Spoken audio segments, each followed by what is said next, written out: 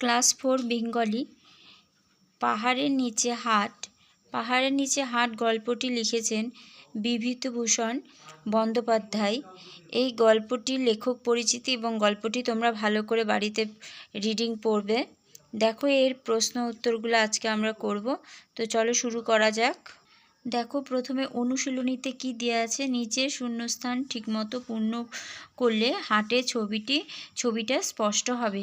এখানে কি লেখা হয়েছে, অনেক শূন্যস্থানে হবে হো নরনারী জড়ো হয়েছে, মেয়েদের চুলে প্রচুর করঞ্জার তেল, খোপা ঢিলে ও বাঁকা, তাতে বর্ণফুল গোজা, পুরুষদের প্রায় সকলেরই হাতে তীর ধনুক, তারপর বিক্রি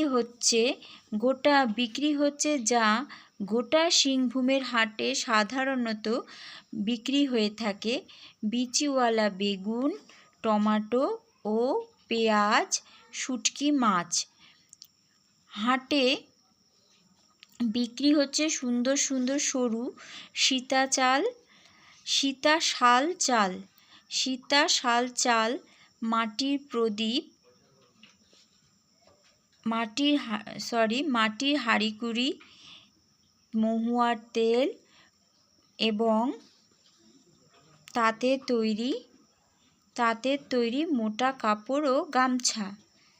এখানে আমি ব্ল্যাঙ্কসটি পূরণ করিনি, তোমাদেরকে উত্তরগুলো বলে দিলাম, তোমরা এটা পূরণ করে নিও। তারপরে দেখো কি বলেছে, ডান দিকে শব্দগুলির সঙ্গে মিলিয়ে বাঁ দিকে শব্দগুলি বসাও। এখানে দেখো করকরে, ফিনফিনে, গনগনে, তারপরে ডান দিকে আছে লাল রং, কালো, কুচকুচে, টকটকে, ম্যারমেরে, আগুন, ধুতি, ভাত। তাহলে করকরে কি হবে, করকরে হবে ধুতি, ফিনফিনে ভাত, গনগনে আগুন, কুচকুচে কালো, টকটকে লাল, ম্যারমেরে রং।